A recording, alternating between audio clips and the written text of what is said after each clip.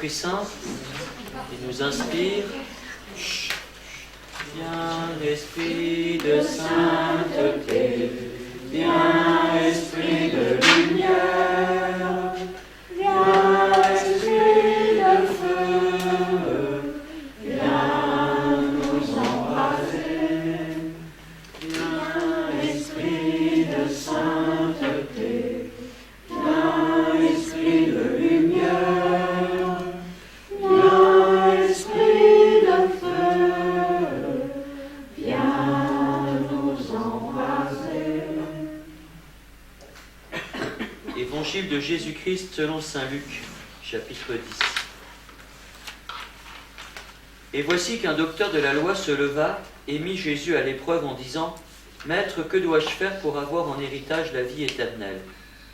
Jésus lui demanda : Dans la loi, qu'y a-t-il d'écrit ? Et comment lis-tu ? L'autre répondit : Tu aimeras le Seigneur ton Dieu de tout ton cœur, de toute ton âme, de toute ta force et de toute ton intelligence, et ton prochain comme toi-même. Jésus lui dit : Tu as répondu correctement, fais ainsi et tu vivras. Mais lui, voulant se justifier, dit à Jésus : Et qui est mon prochain ? Jésus reprit la parole. Un homme descendait de Jérusalem à Jéricho, et il tomba sur des bandits. Ceux-ci, après l'avoir dépouillé et roué de coups, s'en allèrent, le laissant à moitié mort. Par hasard, un prêtre descendait par ce chemin. Il le vit et passa de l'autre côté. De même, un lévite arriva à cet endroit. Il le vit et passa de l'autre côté. Mais un samaritain qui était en route arriva près de lui. Il le vit et fut saisi de compassion. Il s'approcha et pansa ses blessures en y versant de l'huile et du vin. Puis il le chargea sur sa propre monture, le conduisit dans une auberge et prit soin de lui. Le lendemain, il sortit 2 pièces d'argent et les donna à l'aubergiste en lui disant : Prends soin de lui. Tout ce que tu auras dépensé en plus, je te le rendrai quand je repasserai. Lequel des trois, à ton avis, a été le prochain de l'homme tombé aux mains des bandits ? Le docteur de la loi répondit : Celui qui a fait preuve de pitié envers lui. Jésus lui dit : Va, et toi aussi, fais de même. Prenons donc 10 minutes en silence pour méditer ce texte, ce passage. Nous allons entrer dans le commentaire maintenant de Luc chapitre 10, versets 25 à 37. Je vous redonne le contexte de cet évangile. Nous sommes dans la grande partie de l'évangile qui s'appelle la montée vers Jérusalem. Nous l'avons déjà vu dans les textes précédents, qui va de Luc 9, 51 à 19, 28. Je redis encore, elle est dominée par la perspective de la Pâque qui va s'accomplir à Jérusalem et par le souci de Jésus de préparer ses disciples à leur mission après son départ. Le chapitre 10, qui nous concerne, versets 1 à 16, c'est l'envoi en mission des 72. Versets 17 à 22, c'est la double révélation lors du retour des envoyés. Versets 23 à 24, il y a une brève transition. Et ensuite, nous arrivons à notre passage, versets 25 à 37, la figure du Samaritain qui pratique la miséricorde. Et enfin, notre chapitre se termine, versets 38 à 42, chez Marthe et Marie, l'écoute de la parole. Alors, chez les synoptiques, bien sûr, nous avons, puisque c'est passage capital, le double commandement, les versets 25 à 28 de notre passage sont repris par Matthieu 22, 34 à 40 et par Marc 12, 28 à 31. Alors, je ne vais pas montrer tout de suite les différences, on les verra au fil du commentaire, parce que si je les montrais tout de suite, on dirait 2 fois la même chose. Je préfère le faire sur le moment même. Par contre, les versets 29 à 37, donc on appelle le bon samaritain, la parabole du bon samaritain, est propre à Luc, encore une fois. Dès qu'on parle de miséricorde, de compassion, c'est vraiment le propre de Luc, on l'avait vu dans la grande introduction générale. C'est un parmi d'autres, comme les paraboles qu'on a étudiées les autres fois, et puis d'autres textes comme Zachée, que nous verrons le prochain coup, ou le bon larron. Alors un petit plan de ce texte, bon, c'est assez facile, hein, il y a deux grandes parties. Versets 25 à 28, c'est une sorte de premier dialogue entre Jésus et le légiste, avec les deux commandements, ou plus exactement le double commandement. On pourrait appeler ça l'amour, voie de la vie éternelle. Et puis les versets 29 à 37, il y a un deuxième dialogue. Enfin, il y a une parabole et un deuxième dialogue. Deuxième dialogue entre Jésus et le légiste, qui est la question « Qui est mon prochain ?», avec donc la parabole du bon samaritain. Alors, avant d'entrer dans le commentaire, je vous dis quand même un petit peu les différences de tonalité, au moins pour la première partie de notre texte, entre les trois synoptiques. Tandis que Matthieu et Marc rapportent cet épisode au dernier jour de Jésus à Jérusalem, Luc le place ici au début du voyage de Jésus, en tête des enseignements aux disciples. Il en complète la leçon en attachant à sa suite la parabole du bon samaritain. Celle-ci montre comment le disciple doit être le prochain de tous. Alors, je fais un petit résumé de notre première partie avant de commenter. La question posée par le légiste au début de cette péricope, « Maître, que dois-je faire pour avoir en héritage la vie éternelle ?» nous amène à découvrir comment on hérite de la vie éternelle. On accède à celle-ci, c'est-à-dire à l'intimité du Père, à travers les missions de Jésus, premier envoyé, parfaite révélation de la miséricorde. Miséricorde qu'on verra au verset 37. Cette miséricorde annoncée déjà dans le Magnificat, vous vous souvenez, Éléos, au chapitre 1, versets 49 et 50. En lui, en Jésus, le Père s'est avancé, s'est fait proche des hommes, s'est révélé à nous comme Père. La phrase finale du passage est révélatrice. Va et toi aussi fais de même. Littéralement, c'est fais route sans cesse et toi fais semblablement. Fais route, c'est vraiment s'avancer. Hein. S'avancer, c'est ça la traduction. Va, c'est s'avancer. S'avancer comme lui, se faire proche, révéler le Père en étant la preuve vivante de son amour de miséricorde pour l'homme abandonné. Voilà le secret de la vie éternelle. Donc voilà ce à quoi va répondre Jésus. Il va répondre à la première question en fait. Hein, que dois-je faire pour avoir en héritage la vie éternelle ? Et il a répondu au premier coup, fais ainsi et tu vivras. Et au dernier coup, il dit, fais de même. Hein. En fait, voilà.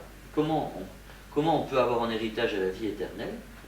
C'est en ressemblant à Jésus, qui a révélé le visage de miséricorde du Père, s'est fait proche des hommes.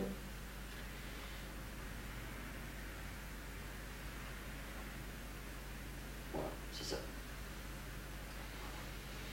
Alors, je fais le commentaire. Verset 25. Donc on nous parle d'un docteur de la loi, on traduit parfois le légiste. Luc emploie souvent ce terme-là, de légiste, de docteur de la loi. On a par exemple au chapitre 7, verset 30, « Mais les pharisiens et les légistes ont repoussé le dessein que Dieu avait pour eux en ne se faisant pas baptiser par lui. » Par Jean-Baptiste.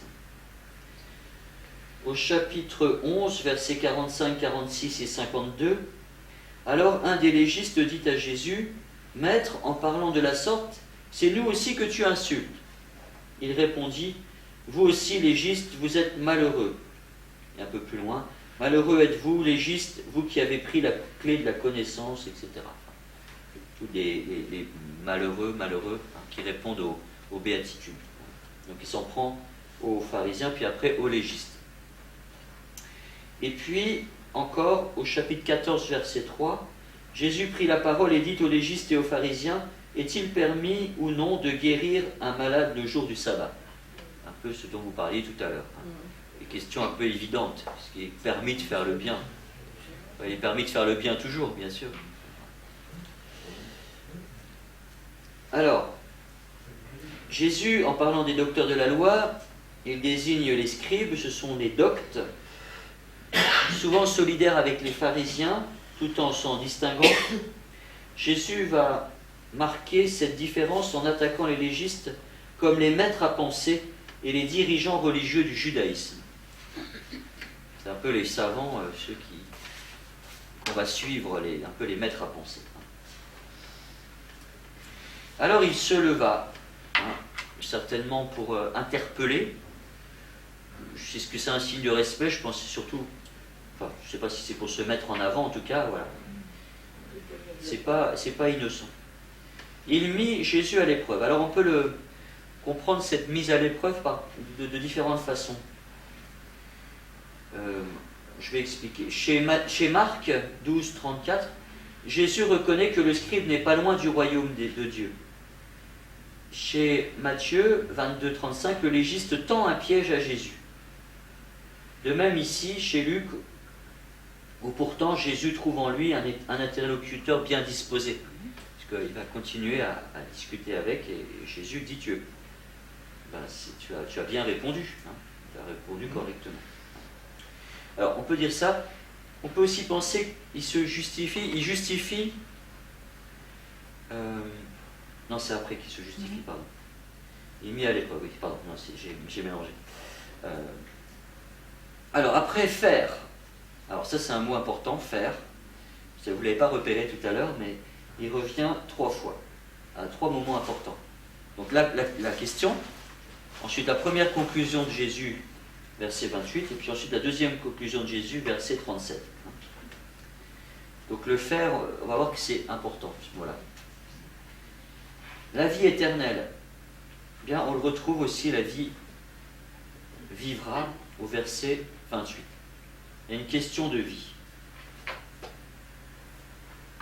Vous vous souvenez que, en héritage de la vie éternelle, vous vous souvenez qu'avec la parabole du Père miséricordieux, il y avait aussi cette question d'avoir l'héritage, et le Père lui donne de ses biens, on pouvait traduire, c'est le même mot, tsoé, c'est la vie. Je te donne mes biens de vie. Est-ce que c'est un jeu de mots avec la vie éternelle? En tout cas, là c'est qualifié de éternel. Mais Jésus ne dit pas, fais ainsi et tu auras la vie éternelle, il dit, fais ainsi et tu vivras. Chez Matthieu 22, 36 et Marc 12, 28, la question porte à la manière juive sur le plus grand ou le premier commandement. Luc préfère une formulation plus significative pour ses interlocuteurs. Il dit, dans la loi, qu'y a-t-il d'écrit? Dans la loi. Qu'est-ce que je dois faire pour avoir? Oui, c'est surtout que je dois faire. Qu'est-ce que je dois faire pour avoir la vie éternelle? Oui, cette question, c'est plus significatif. La vie éternelle.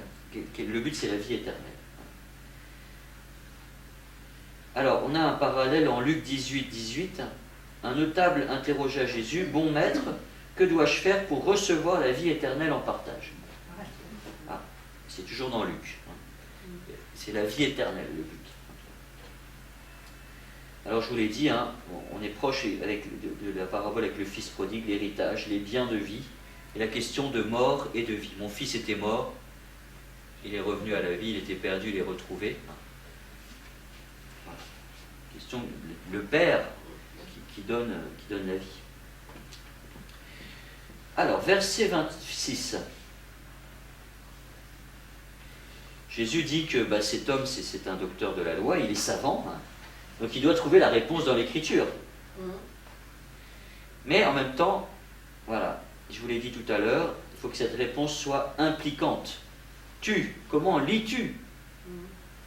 Bien sûr que le docteur de la loi, il connaît déjà la réponse, mais toi, comment tu es concerné? Chez Luc, Jésus répond par une question. Pas chez Matthieu et chez Marc. Et on a déjà ça de la même manière en Luc 20, chapitre verset 3. Jésus leur répondit, « Moi aussi je vais vous poser une question. Dites-moi, le baptême de Jean venait-il du ciel ou des hommes ?» Il y a un autre passage où Jésus répond par une question. Il oblige ainsi son interlocuteur à prendre position lui-même. Verset 27. Donc là, c'est une citation de Deutéronome 6, 5. tu aimeras le Seigneur ton Dieu de tout ton cœur, de toute ton âme, de toute ta force et de toute ton intelligence. Alors dans Deutéronome 6.5, il n'y a pas de toute ton intelligence, dans le texte hébreu en tout cas. Ça se trouve dans les manuscrits grecs. L'Ancien Testament grec l'utilise d'ordinaire pour traduire le mot cœur, intelligence. Luc doit l'entendre selon la langue de son temps au sens de pensée, de réflexion. Donc on pourrait dire tu aimeras le Seigneur ton Dieu de tout ton cœur, c'est cardia, de toute ton âme, ta psyché, ta psychologie, ta force et de toute ta pensée, de toute ta raison, de toute ta réflexion. Ça c'est la première partie. Et puis la deuxième partie c'est et ton prochain comme toi-même. Ça c'est une citation de Deutéronome 6, de Lévitique 19-18. Et ici c'est donc le légiste qui trouve la réponse. Tandis que chez Matthieu 22-37 et Luc 12-29, c'est Jésus qui la donne. Donc il donne la réponse. Il donne cette double réponse, tu aimeras le Seigneur ton Dieu, tu aimeras ton prochain comme toi-même. En fait, les rabbins de cette époque auraient sans doute pu citer coup sur coup l'un et l'autre texte. C'est normal, tu feras ça et tu feras ça. Mais là, il est douteux qu'ils aient donné la même importance au second qu'au premier commandement. Donc Luc tient à montrer ici comment le message de Jésus était préparé dans l'Ancien Testament. Et il groupe en un seul commandement. On ne coupe pas là. C'est un seul verset, vous voyez. C'est tu aimeras le Seigneur ton Dieu et ton prochain comme toi-même. Il ne dit pas tu aimeras le Seigneur ton Dieu, et puis il y a un deuxième commandement, tu aimeras ton prochain comme toi-même. C'est en même temps. Voilà. Mais c'est important de le préciser, parce que ce n'est pas écrit de la même manière chez Matthieu et chez Marc. Alors, verset 28, c'est la première conclusion, la conclusion de la première partie.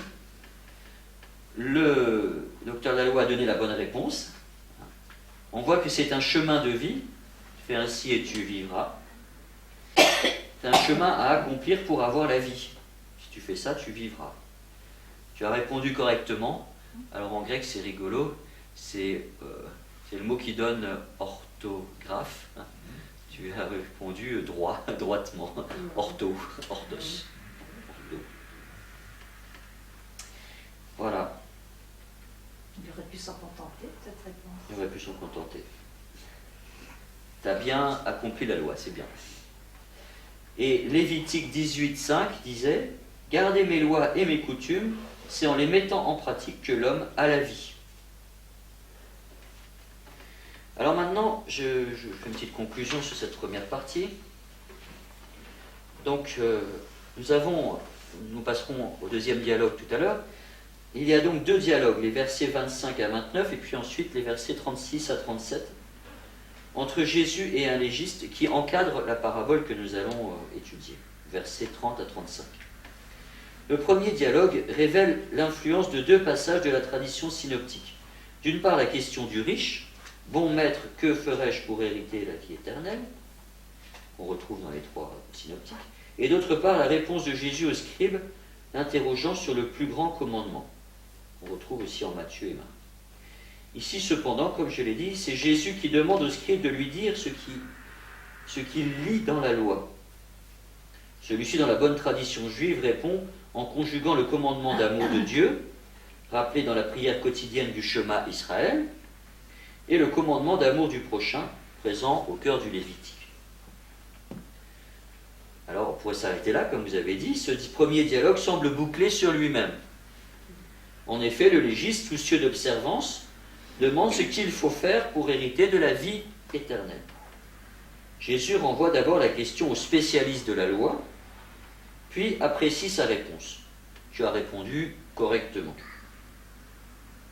Il ajoute en écho à la question du légiste, fais ceci et tu vivras, s'inspirant lui-même du Lévitique, ce que je vous ai dit, le livre par excellence des observances sacrées. Tout va bien. Mais, on arrive à la deuxième partie, mais le dialogue rebondit.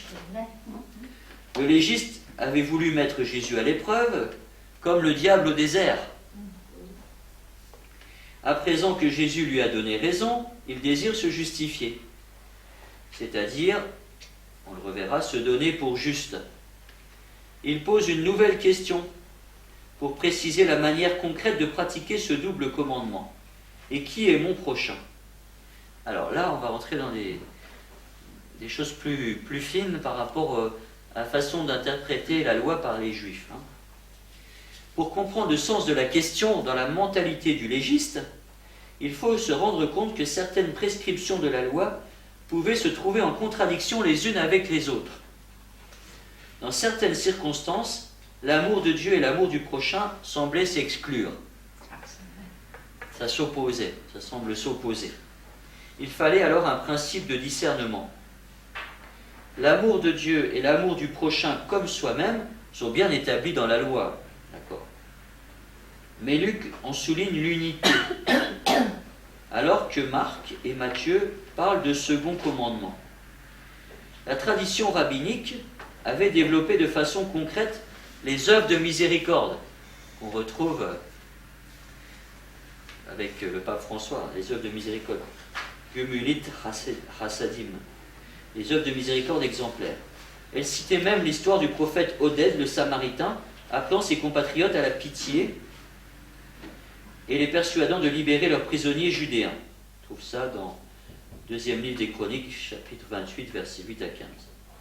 Or, Jésus, dans sa parabole, choisit précisément un cas où les dispositions de la loi semblent s'opposer au devoir de charité qui incombait aux Juifs, même à l'égard de l'étranger. C'est d'abord Dieu d'abord, et puis le prochain, suivant certaines conditions. Alors, je vous lis Lévitique 19, 33, 34. Quand un émigré viendra s'installer chez toi dans votre pays, vous ne l'exploiterez pas.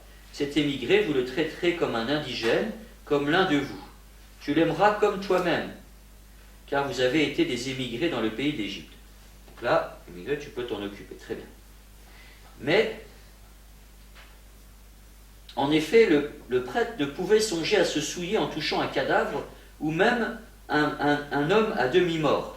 Ça, c'est dans Lévitique 21, 1. C'est le cas ici. Qu'un prêtre ne se rende pas impur pour un défunt de sa parenté. Parenté, c'est déjà éloigné, c'est pas les tout proches. Donc, les tout proches, tu peux les toucher, même s'ils sont morts, mais dès qu'il y a un petit peu de plus loin, tu peux pas. Le Lévite lui-même tombait sous le coup de la loi de pureté de Nombre 19, versets 11 à 13 et verset 16. Je vous le lis. Celui qui touche un mort, n'importe quelle dépouille mortelle, est impur pour 7 jours. Il fera sa purification avec cette eau le 3e jour, et le 7e jour il sera pur. Quiconque toucherait à mort la dépouille d'un être humain qui vient de mourir et ne ferait pas sa purification souillerait la demeure du Seigneur. Cette personne sera retranchée d'Israël. Puisqu'elle n'a pas été aspergée d'eau lustrale, elle est impure.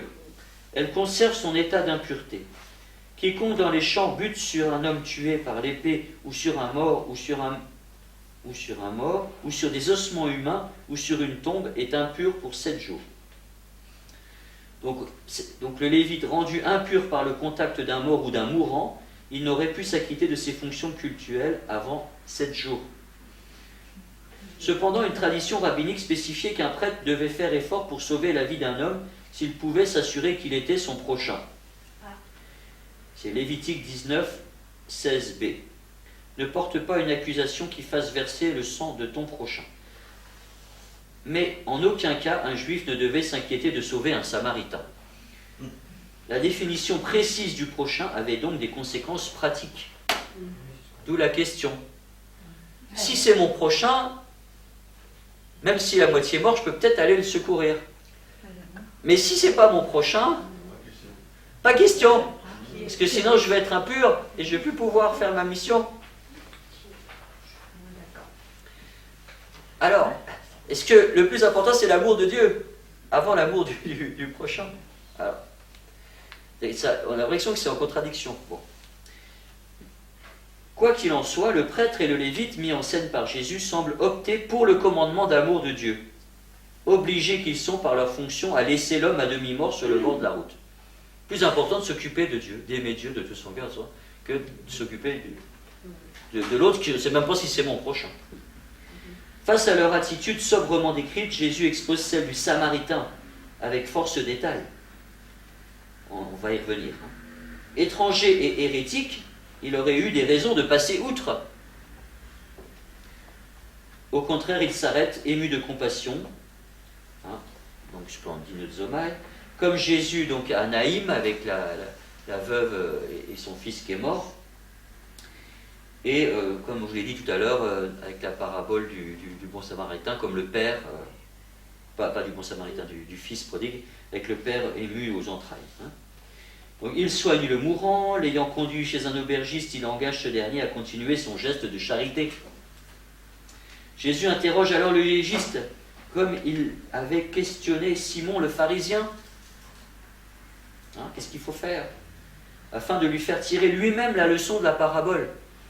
Vous savez, Simon l'avait dit, à qui il va avoir plus de reconnaissance, celui à qui on a remis 50 pièces d'argent ou celui qui a remis 500? Celui qu'on a remis 500. Et alors là, la question c'est, qui de ces trois, te semble-t-il, se trouve être prochain de celui tombé dans la main des brigands? Luc utilise ici une forme peu fréquente du verbe « arriver », on y reviendra tout à l'heure. Dans l'action du Samaritain, en effet, se déploie le mystère du salut auquel le verbe « arriver » renvoie souvent chez Luc. Salut arrivé. Et là, on va voir comment le Samaritain arrive pour apporter le salut. Et arriver, c'est aussi... on retrouve ce mot « arriver » en 6,36 comme quand Jésus dit « soyez miséricordieux ». En fait, c'est, on va dire, « arrivez miséricordieux », comme le Père est miséricordieux. Il y a une espèce de mouvement. Ça va sur ça? Donc on comprend maintenant la question, pourquoi il pose cette question, le Samaritain, le docteur de la loi. Verset 29, donc se justifier. Alors, on a dit qu'il voulait se justifier pour se montrer juste, mais il veut se justifier aussi pour justifier sa question, puisque c'est lui qui a répondu. Il a répondu lui-même à sa propre question. Ou plutôt, il veut montrer le sérieux de sa recherche. Qui est mon prochain? Pour un juif d'autrefois, de cette époque, la question ne se pose guère. Le prochain, c'est tout membre de son peuple, tout juif, à l'exclusion de l'étranger. Il semble que ce soit Luc qui ait formulé cette question pour présenter l'élargissement par Jésus de la notion traditionnelle. Justement, le prochain, ce n'est pas que mon compatriote, que mon co-religionnaire. Finalement, c'est tout homme. Dans Saint Luc, on le voit tout le temps, je vous l'avais dit dans la grande introduction générale. Jésus vient sauver tous les hommes. Et le deuxième volume de Luc, c'est les Actes des Apôtres. Ce salut qui est ouvert aux païens. Verset 30. Jésus répond par une parabole. Ce n'est pas la première fois que Jésus répond par une parabole. Il l'a déjà fait en Luc 7, 40, 43. Vous vous souvenez, justement, avec Simon et la pécheresse. Et il prend cette parabole du créancier avec les deux débiteurs. Il a répondu aussi avec une parabole en Luc 14, 16, 24, où il parle des invités à la noce qui ne veulent pas venir et qui vont être remplacés par les pauvres. Et puis la parabole que nous avons étudiée il y a 15 jours, Luc 15, 3, 32, enfin les trois paraboles, notamment du Père miséricordieux. Alors cette parabole d'aujourd'hui n'est pas une comparaison, mais un exemple qui présente une attitude à imiter ou à éviter. Ce qu'il faut faire et ne pas faire. Ce n'est pas une comparaison. Il y a d'autres paraboles où c'est des comparaisons. Là, c'est plutôt un exemple, une sorte de... on pourrait dire ça comme un conte peut-être, ou avec une morale à la fin. Il présente une attitude à imiter ou à éviter. Alors ça, on a déjà plusieurs fois le cas chez Luc. Luc 12, 16 à 21, il y a la parabole du riche insensé. qui remplit ses greniers, et à la fin il dit, mais tu vas mourir, hein, et voilà ce qu'il faut faire, il faut amasser pour Dieu, hein, et pas pour soi. On a aussi Luc 14, 28, 32, on l'a déjà cité la semaine dernière, c'est la parabole du bâtisseur de tours, hein, qui réfléchit, et puis du roi qui part en guerre. Alors est-ce que je veux attaquer ou pas? Donc c'est un peu sur la prévoyance, sur être organisé, bien réfléchir avant de faire quelque chose. Il y a aussi Luc 16, 1 à 8, ça c'est la parabole du gérant habile, hein, où il loue l'habileté, il utilise l'argent trompeur, mais il est habile dans les choses de ce monde. Il dit les fils de lumière ne sont pas très habiles. Et enfin Luc 18, 9, 14, donc c'est la parabole du pharisien et du publicain, qu'on avait commenté dans la grande introduction générale de Luc. C'est l'opposition entre l'humilité du publicain et sa contrition, et puis le pharisien qui s'auto-justifie. Donc notre parabole, c'est de la même manière un exemple pour aider à imiter ou éviter telle attitude. Et elle va conduire le légiste à dépasser sa perspective étroite. Il faut faire ça, c'est dans la loi, je dois faire ou je dois... Voilà. C'est ça qu'il faut faire ou pas faire. Alors, la parabole. Donc, un homme descend de Jérusalem à Jéricho. Jérusalem à Jéricho, la route, elle est longue d'à peu près 25 km. Elle traverse le désert de Juda, qui était alors infesté de bandits. Moi, j'ai eu l'occasion de faire ce pèlerinage là, dans cet endroit. C'est vraiment enclavé dans une vallée très étroite. Et là, vraiment, on peut avoir un guet-apens de façon très facile. Voilà. Là où il y a le monastère, je ne sais plus comment il s'appelle. Enfin, il y a un monastère là, en haut, vraiment dans la une sorte de canyon là. Alors, verset 31, le prêtre. Alors, le prêtre, c'est les prêtres de l'Ancien Testament, c'est un descendant d'Aaron. Sa mission, c'est d'officier au temple. Le Lévite, lui, il est de la tribu de Lévi, c'est l'auxiliaire du culte. Alors, je mets beaucoup de guillemets, mais pour essayer de comprendre par rapport à nous, on va dire le prêtre, ce serait un peu le prêtre, et puis le Lévite, le diacre. Mais bon, c'est pas comme ça. Hein, c'est bon. Alors, nous, on s'est beaucoup attardé, ce qui peut se comprendre, sur les motifs de ces deux hommes. Je crois qu'il est vain de conjecturer ces motifs, leurs motifs. Le prêtre comme le lévite qui le suit ne sont qu'un repoussoir destiné à mettre en valeur le samaritain. On ne s'attarde pas sur pourquoi ils ont fait ça, pourquoi ils ne l'ont pas fait. C'est surtout l'important, c'est de montrer le samaritain. Alors, on peut quand même retenir, effectivement, c'est exactement les mêmes mots. Il vit et passa de l'autre côté. Voilà. Ces deux verbes qui sont précis, clairs. Il n'y a pas de contact physique. Ils ont vu, donc ils savent. Voilà, et c'est pas... ah bon, j'ai pas fait attention, non. Ils savent, mais ils ne s'arrêtent pas, et surtout, ils ne touchent pas. Hein. Au contraire, ils font un grand détour. Le verbe, c'est vraiment passer au large, quoi. Vraiment au large. Hein. Quand tu regardes en grec, c'est même... Il y a deux petits mots qui veulent dire hop, loin, puis hop, hop, large, quoi. Il marche, mais à côté. Vraiment à côté. Pas au côté, mais large. Très bien. Voilà, donc j'insiste pas plus sur ces deux... J'ai dit un petit peu aussi dans l'introduction pourquoi ils font ça. Alors, on arrive verset 33, le Samaritain.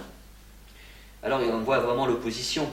D'un côté, il y a ce qu'il y a en Israël de plus tenu à observer la loi, de charité, hein, donc le lévite et le prêtre et le lévite. Et de l'autre côté, l'étranger et l'hérétique, dont on attendait normalement que de la haine. Normalement, le lévite et le prêtre auraient dû dire il faut s'occuper de cet homme. Et puis l'autre, il aurait dû dire sais pas quoi, sale juif ou j'en sais rien. Voilà. Alors, je vais vous citer Luc 9, 52, 53. Jésus prit résolument la route de Jérusalem. Il envoya des messagers devant lui. Ceux-ci, s'étant mis en route, entrèrent dans un village de Samaritains pour préparer sa venue. Mais on ne l'accueillit pas parce qu'il faisait route vers Jérusalem. Les Juifs qui montent vers Jérusalem, ils doivent traverser depuis la Galilée, traverser la Samarie. Au nord, la Galilée, la Samarie au milieu et la Judée au sud. Ils doivent traverser forcément la Samarie. Alors, ce qu'ils font, en général, c'est qu'ils suivent le Jourdain. Hop, ils évitent de traverser la Samarie et ils arrivent à Jérusalem. Or là, ils traversent, dans le texte, je vous cite, c'est Jésus avec ses apôtres, ils traversent la Samarie, et donc ils sont mal accueillis, parce qu'en plus ils vont à Jérusalem. Donc pour les Samaritains, c'est le lieu de culte, pour eux, hérétique. Ils se qualifient les uns les autres d'hérétiques. Les Juifs haïssent les Samaritains leur rendent bien. Ça marche dans les deux sens. Alors justement, vous avez... donc les Juifs évitaient les rapports avec les Samaritains qu'ils haïssaient à cause de leurs origines bâtardes et de leurs divergences religieuses. Vous avez déjà ça dans Siracide 50, versets 25 à 26. Il y a deux nations que je déteste, et la troisième n'est pas une nation. Ceux qui sont établis dans la montagne de Séhir, les Philistins, et puis donc la troisième qui n'est pas une nation, et le peuple fou qui habite à Sichem. Sichem, c'est les Samaritains. Le peuple fou qui habite à Sichem, qui n'est même pas une nation. Et puis, vous avez, là c'est avec Jésus, Jean 4, 9. C'est donc la rencontre de Jésus avec la Samaritaine. Mais cette femme, cette Samaritaine, lui dit: comment, toi, un juif, tu me demandes à moi une femme samaritaine? Les Juifs, en effet, ne veulent rien avoir de commun avec les Samaritains. Alors ça vient de où, cette histoire? C'est ancien. Le schisme samaritain, né d'une réaction contre le rigorisme de la réforme juive qui suivit l'exil, avait conduit à une opposition implacable entre les deux groupes. Un juif religieux devait éviter tout contact avec les impurs et, a fortiori, s'abstenir à demander de la nourriture. Donc là, Jésus qui demande de l'eau à boire à une Samaritaine, c'est ça. Justement, Jésus rompt avec ces querelles. Et on le voit là dans notre parabole. Et aussi dans Luc 17, 16, 19. Donc où il prend cette... c'est l'histoire des 10 lépreux qui sont guéris par Jésus. Il n'y en a qu'un qui revient. Il se jeta le visage contre terre aux pieds de Jésus en lui rendant grâce. Or, c'était un Samaritain. Il ne s'est trouvé parmi eux personne pour revenir rendre gloire à Dieu. Il n'y a que cet étranger, dit Jésus. Voilà, donc Jésus accueille les Samaritains et les met. Plus tard, Philippe partira en mission lui-même en Samarie. C'est la suite de l'évangile de Luc. Donc, acte 8, 5 à 25. Donc, les Juifs ne supportent pas les Samaritains. Les Samaritains sont très mal disposés pour les Juifs. Ils devaient se montrer particulièrement hostiles vis-à-vis des pèlerins de Jérusalem. Aussi évitait-on généralement leur territoire. Luc et Jean sont les seuls à mentionner le passage de Jésus en terre schismatique. Il traverse à un moment la Samarie. Alors je continue. Suivant un usage courant dans les paraboles, on trouve ici 3 personnages. Donc, le prêtre, le lévite et le samaritain. Dans Luc 14, 18, 20, les 3 invités au dîner qui déclinent l'invitation. Moi, je dois faire ci, non, je dois m'occuper de mes 2 bœufs, et plein de choses. Dans Luc 19, 16, 24, la parabole des mines, et à 3 serviteurs aussi. Le premier, c'est bien, fidèle serviteur. Le deuxième, troisième, toi tu m'as pas ramené. Luc 20, 10 à 12, c'est la parabole des vignerons meurtriers. Il envoie un serviteur, puis un deuxième serviteur, puis après il envoie son fils. Et à chaque fois, 3 personnages. Alors, on continue. Versets 33 à 34, alors là, il faudrait y passer des heures, mais j'ai plus que 5 minutes. Alors, il faut vraiment être attentif aux verbes qui sont utilisés. On peut déjà les lire. Il était en route, il arriva près de lui, donc il ne se détourne pas, il arrive près, il vit, lui aussi, puis saisi de compassion, la nuit s'est ému aux entrailles, il s'approcha, donc se fait le prochain, il s'approcha, il pensa ses blessures, il prend soin vraiment, en y versant de l'huile et du vin, il le charge sur sa monture, le conduit dans une auberge, conduit comme un bon berger, et il prend soin de lui, ce mot qui sera utilisé ensuite pour l'aubergiste aussi. Donc on voit, il a une vraie sollicitude, une vraie compassion, il est touché, il approche, il agit, c'est pas juste « oh mon pauvre petit, qu'est-ce que t'as » Il n'est pas seulement bouleversé, il agit vraiment, il fait plein de choses, il prend soin, il est généreux aussi, il a souci, il a compassion. Voilà, ça c'est vraiment la miséricorde dans toute son extension. C'est pour ça que nous avons proposé ce texte-là à notre méditation, dans ce parcours sur la miséricorde. Alors l'huile et le vin.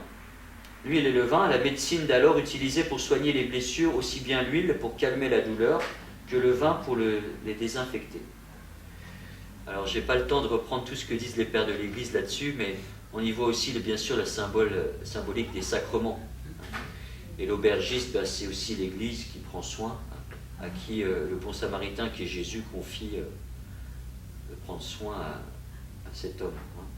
Et Jésus qui a payé le prix maximum.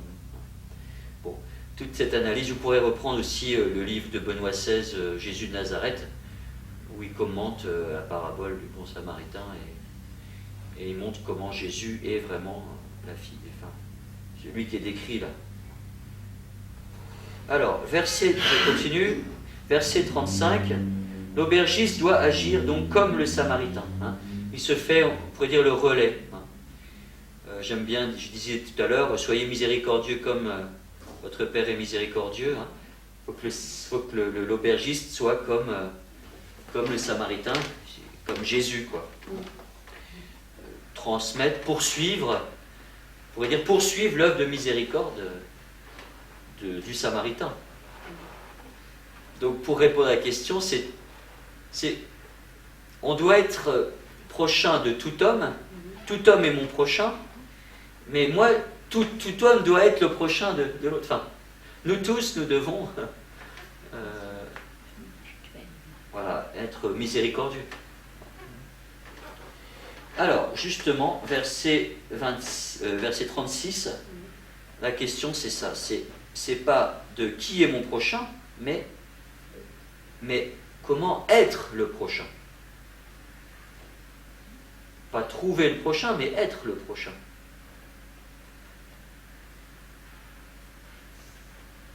C'est pas l'autre le prochain.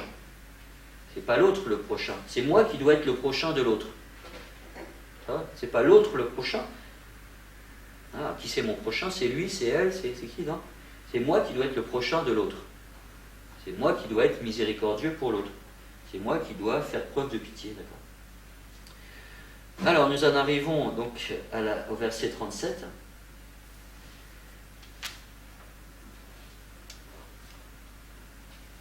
Celui qui a fait la bonté. Il faut vraiment traduire comme ça. Celui qui a fait, celui qui a fait preuve de pitié. Celui qui a fait la bonté. Et en fait, la bonté, c'est la pitié, c'est la miséricorde. On retrouve Éléos. Notre Éléos, il est là. Éléos, la miséricorde. Le Éléos qu'on trouvait avec le cantique du Magnificat et du Benedictus.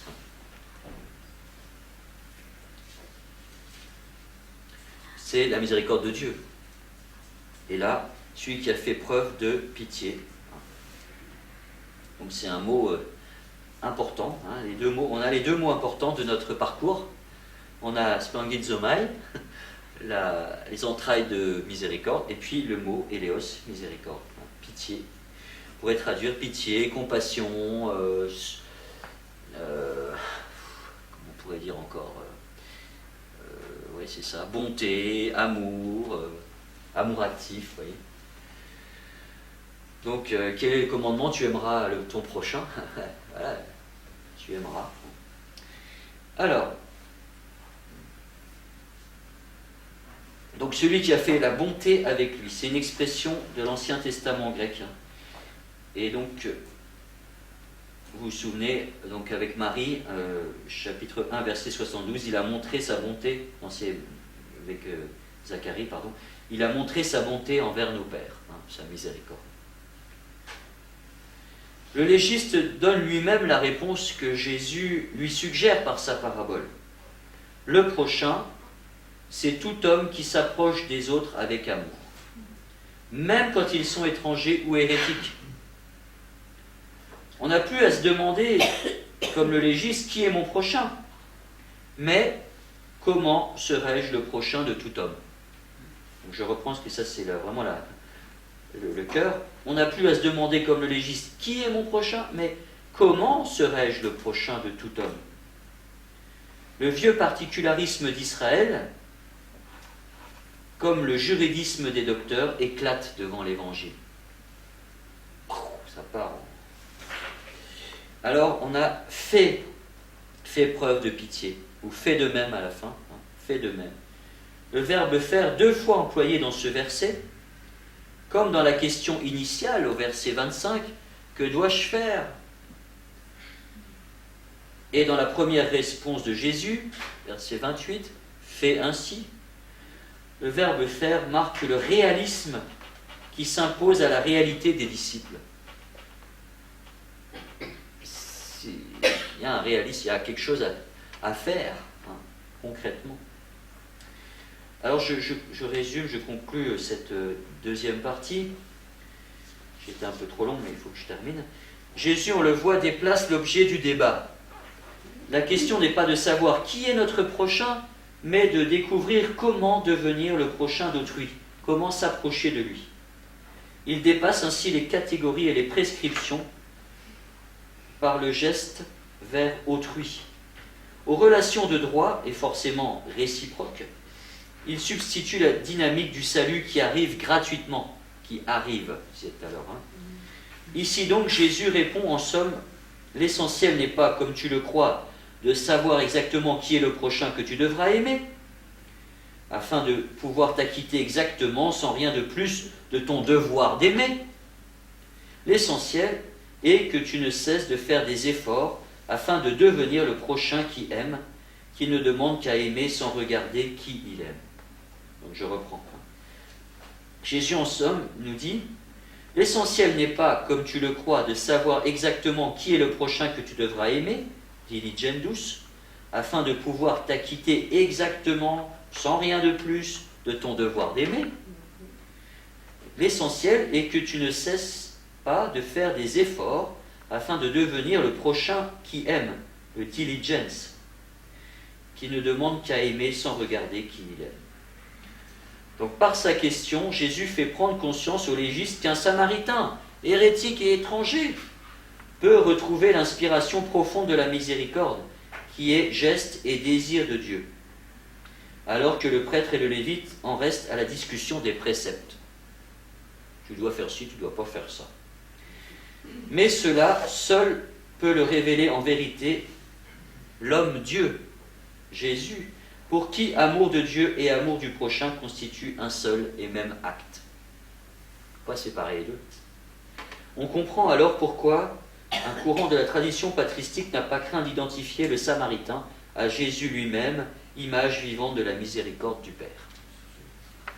Tous les pères de l'Église. Je termine. Le texte de Luc suggère que la résurrection du Fils unique, qu'on a déjà vu, fils de Naïm, l'attitude du Samaritain et l'accueil du bon Père, parabole du Père miséricordieux, manifestent tous trois le même mystère de miséricorde. En fait, Jésus est le premier bon Samaritain, comme il est celui qui ressuscite le jeune homme, manifestant ainsi le vrai visage du bon Père. La conclusion est claire. Jésus invite le légiste à faire route avec lui. Va, fais de même, va, fais route avec lui. Donc il invite le légiste à faire route avec lui à la rencontre du Père en se laissant investir par la miséricorde de Dieu. Déjà, un étranger est peut-être ignorant de la loi, mais accueillant à la parole qui chemine secrètement dans le concret de sa vie, l'a découvert et l'a mise en œuvre. Se fait route et toi, fais de même. Et alors le légiste, il est aussi invité à le vivre. Prions. Seigneur, c'est toi le bon samaritain qui vient chercher l'humanité blessée sur le bord du chemin, blessée par le péché, blessée par la souffrance. C'est toi qui t'es fait si proche de nous, que tu t'es incarné. Tu n'as pas eu peur de prendre sur toi nos faiblesses, de te laisser contaminer par le mal, de te laisser toucher. Tu as été bouleversé par notre misère. Tu nous as manifesté les entrailles de miséricorde de ton Père. Et toi qui as pris soin de nous, qui nous as portés sur tes épaules, sur ton cœur, chaque fois aussi que tu nous pardonnes, chaque fois que tu nous donnes l'huile et le vin des sacrements, tu veux aussi nous conduire dans l'auberge, dans l'église, et tu veux aussi qu'à notre tour, comme chrétiens, nous soyons des artisans de cette miséricorde autour de nous, en action, des artisans du pardon, comme nous l'avons expérimenté dans les autres paraboles, mais là, dans une autre dimension, dans cette pitié qui prend soin de tout homme, pas de ceux qui sont comme nous, mais de tout homme, sans exclusion. Donne-nous un cœur aussi généreux que le tien, qui va jusqu'au bout, sans réserve, gratuitement. Merci Seigneur pour ton amour. Apprends-nous à être miséricordieux. Amen.